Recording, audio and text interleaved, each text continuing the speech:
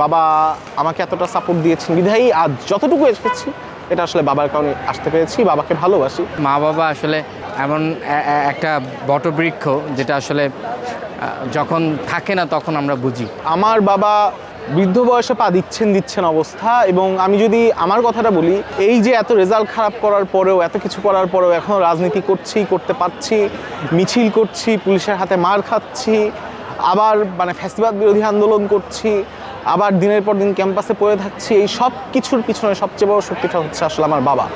উনি পরিবারটাকে ধরে রেখেছেন বিধায় আমার উপর কখনো চাপ আসেনি যে পরিবারটাকে আসলে কোনো না কোনোভাবে সাপোর্ট করতে হবে। উনি আসলে দিন শেষে বাসায় থাকেন বিধায় আমি নিশ্চিন্তে ক্যাম্পাসে থাকতে পারি যে আমি আসলে ক্যাম্পাসে পুরোটা সময় দিচ্ছি, কোনো সমস্যা নেই। যে কেউ যখন ফোন দিয়ে বলে যে শাম্মু ভাই অমুক জায়গায় উপস্থিত থাকতে হবে, শাম্মু ভাই অমুক জায়গায় থাকেন, আমি বলে দিই যে হ্যাঁ আমি থাকবো বা থাকতে পারছি। এর পিছনে সবচেয়ে শক্তির কারণটাও বাবা।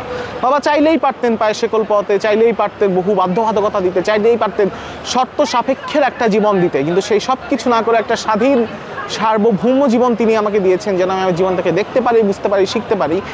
এবং এইটুকুর জন্য আসলে আমি আমার বাবার প্রতি চিরকাল কৃতজ্ঞ থাকবো। কখনো বাবাকে বলা হয় না এই কথাগুলো, হয়তো আজকে যখন বাসায় যাবো তখনও বাবাকে বলতে পারবো না, চুপচাপ টেবিলে একসাথে বসে খেয়ে আবার আমি আমার রুমে চলে যাবো। বাট একটা কথা খুবই সত্য যে বাবার সাথে আমার হয়তো একটা টেলিপ্যাথেটিক যোগাযোগ আছে। আমি কখনো বাবাকে বলি না, বাবাও কখনো আমাকে বলে, কিন্তু আমরা জানি একজনের সাথে আমাদের আসলে নিয়মিত কনভারসেশন হয়, আমরা একজনের চোখের দিকে তাকালে বুঝি।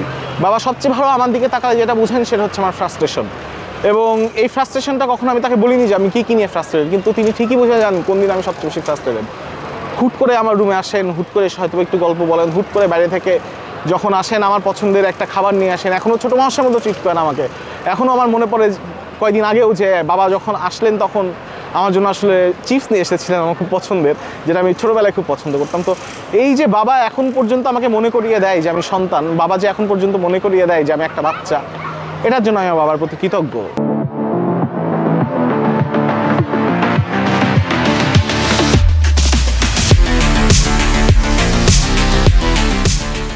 বাবা আমাকে এতটা সাপোর্ট দিয়েছেন বিধায়ী আজ যতটুকু এসেছি এটা আসলে বাবার কারণে আসতে পেরেছি। বাবাকে ভালোবাসি এবং বাবার প্রতি আসলে আমার কৃতজ্ঞতা প্রকাশ করার আর কোনো ভাষা নেই। ধন্যবাদ। বাবাকে না বলা কথা হলো যে বাবাকে অনেক ভালোবাসি, এটা এখনও বলিনি কখনো।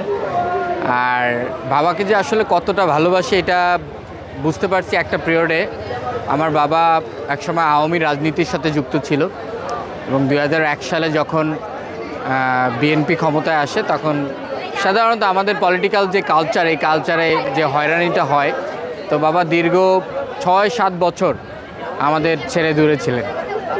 এবং তখন আমরা ছোট ঈদের সময় আমরা যখন দেখতাম যে আমার কাকা বাড়িতে আসতো, আমার বাড়ির পাশে অন্যরা বাড়িতে আসতো, বাবা আসতো না, তখন অনেক মন খারাপ করতাম, অনেক কান্নাকাটি করতাম। তখন আসলে বুঝতে পারছি যে আসলে বাবা কী জিনিস এবং বাবাকে কতটা ভালোবাসি। আলহামদুলিল্লাহ এখনও আমরা একসাথে আছি, বাবা সুস্থ আছেন, বাবার সুস্থতা কামনা করছি, মায়ের সুস্থতা কামনা করছি। মা বাবা আসলে এমন একটা বটবৃক্ষ যেটা আসলে যখন থাকে না তখন আমরা বুঝি।